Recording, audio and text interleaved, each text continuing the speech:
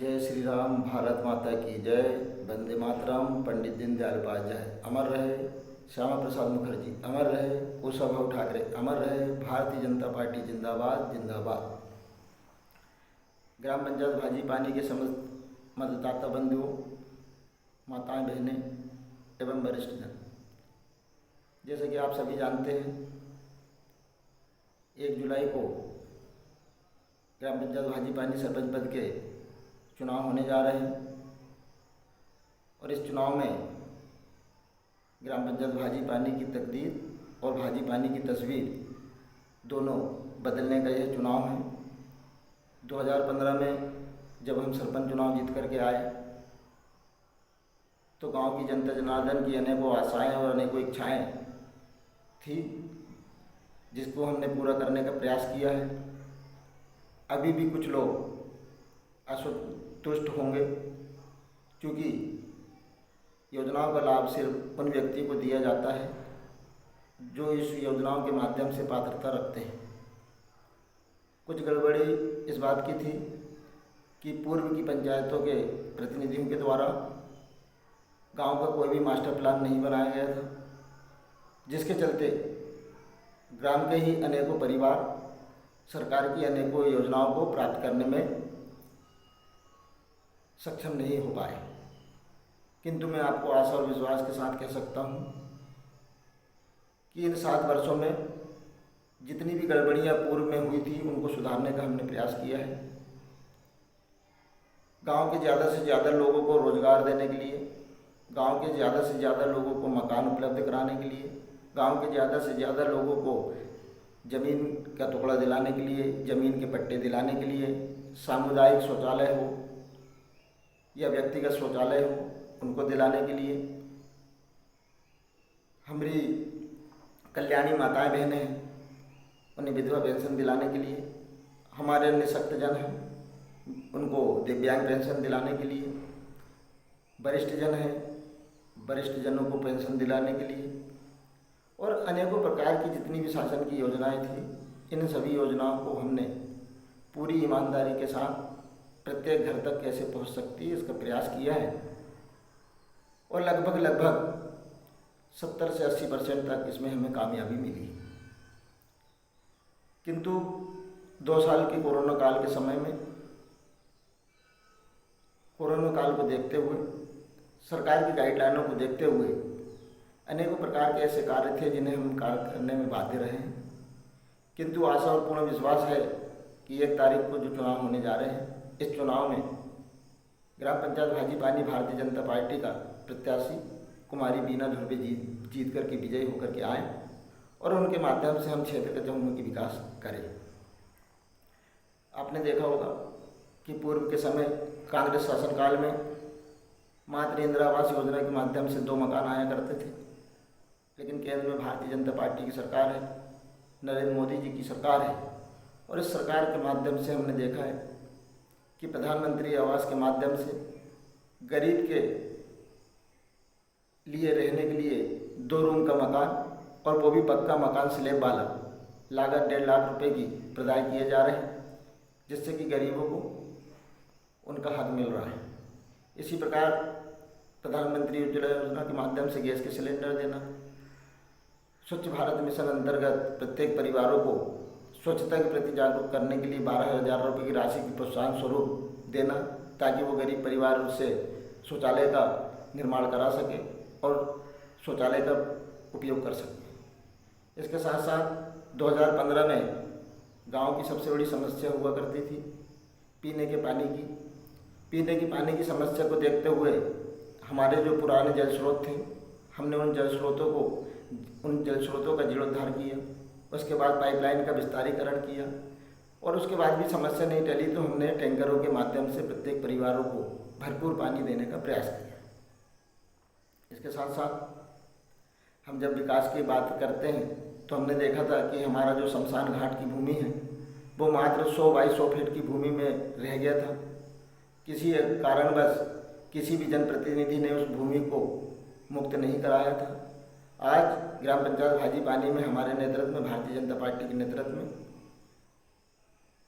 ग्राम पंचायत भाजी पानी की राजस्व भूमि सरकारी रकबा 11.5 एकड़ का है और उस 11.5 एकड़ भूमि को हमने भाजी पानी के रिकॉर्ड में दर्ज किया है। उसके उपरांत उस उक्त भूमि पर हमने शव यात्रा का प्रतीक्षालय बनाया, वहाँ समतलीकरण का कार्य किया। तालाब कार्य हमारा निर्माणाधीन था, किंतु कुछ लोगों की शिकवा शिकायत के चलते हमारा तालाब का निर्माण कार्य रुक गया और वो मामला मध्य प्रदेश के उच्च न्यायालय में चला गया। इसी प्रकार कोरोना काल में रोजगार देने की दृष्टि से हम लोगों ने 4 लाख रुपए की लागत से सेलपण का निर्माण उस भूमि पर कराया, जिससे कि अनेकों परिवार को, अनेकों लोगों को गांव में भी रोजगार उपलब्ध हुआ।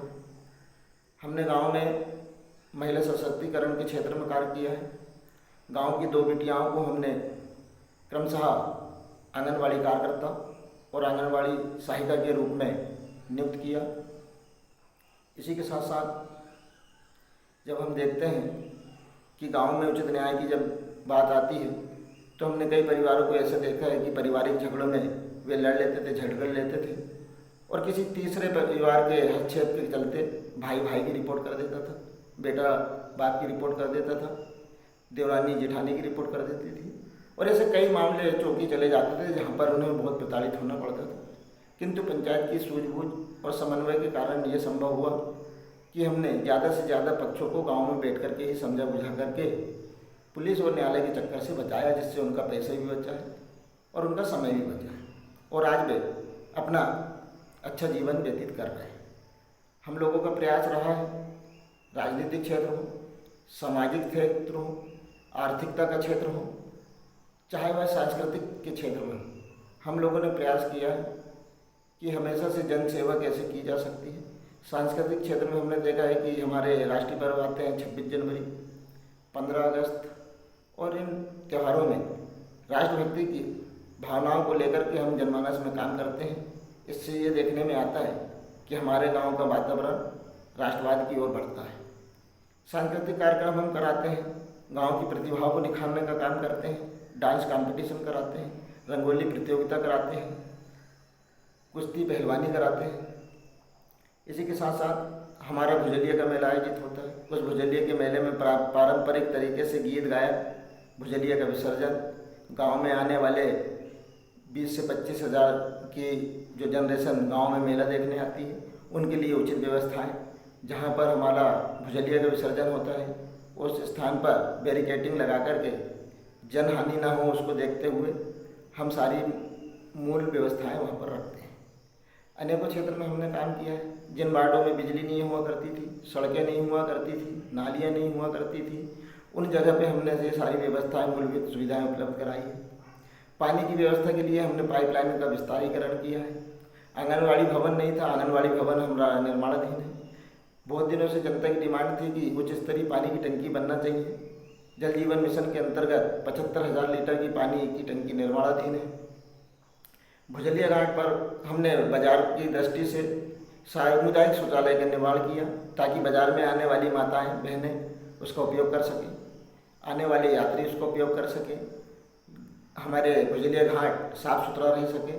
इस क्षेत्र में काम किया, वहाँ पर प्रकाश की व्यवस्था की और हमने हर क्षेत्रों में काम किया है। किंतु देखने में ये आता है कि हम निरंतर 7 वर्षों से कार्य कर रहे थे और कुछ लोग जो कि पंचायतें से फायदा उठाते थे, किंतु आज अपनी द्वेष भावना को निकालने के लिए, दुश्मनी को निकालने के लिए वो लोगों के साथ मिलकर के हमारे प्रतिद्वंदी प्रत्याशी के नाम पर प्रचार कर रहे हैं और लोगों को जाकर के पंचायत की बुराइयों को बता करके या पंचायत को कलंकित करने का नाम लगा करके लोगों को बरगलाने और बहकाने का काम कर रहे हैं।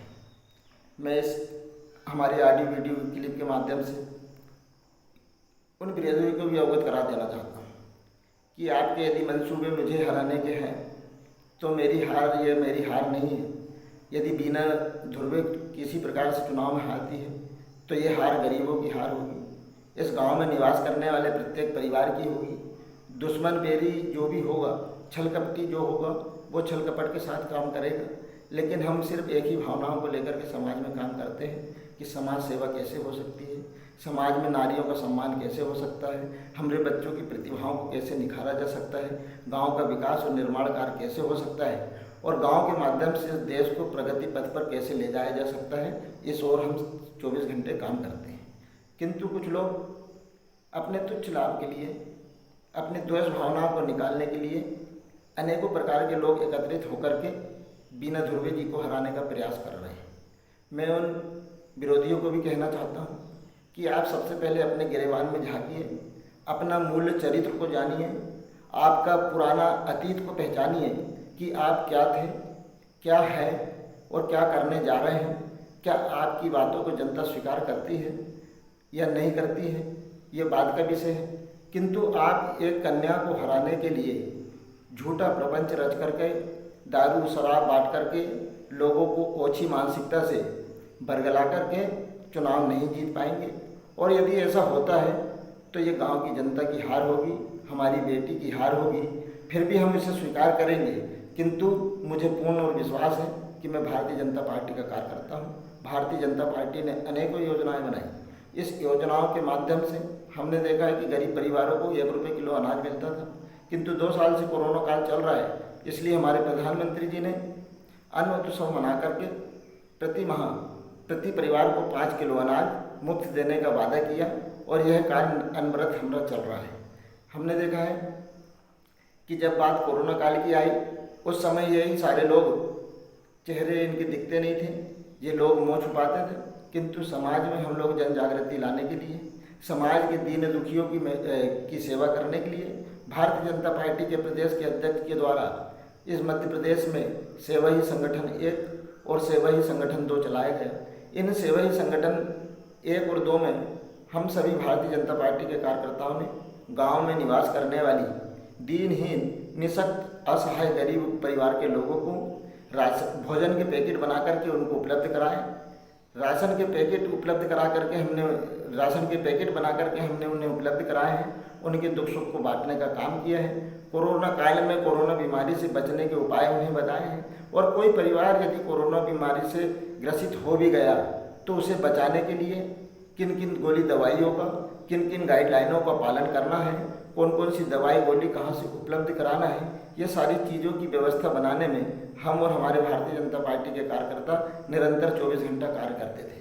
किंतु जो लोग आज जनता को बरगलाने आ रहे हैं, बीना ध्रुवे जी के माध्यम से हमें हराने का जो प्रयास कर रहे हैं, गांव की जनता को जो हराने का प्रयास कर रहे हैं, मैं उन लोग से एक सवाल पूछना चाहता हूं कि क्या आपने इन 7 सालों में किसी घर परिवार के घर में चूल्हा जल रहा है या नहीं जल रहा है, इसमें जाकर के पूछा क्या?